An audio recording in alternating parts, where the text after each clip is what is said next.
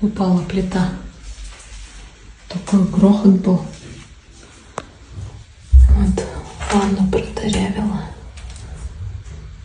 И вот здесь вот еще где-то. Короче, надо ванну менять. Плиту обновлять. Вот сюда попала. И даже на полу.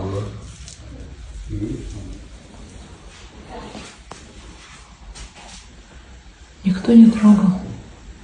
На ровном месте сама грохнула.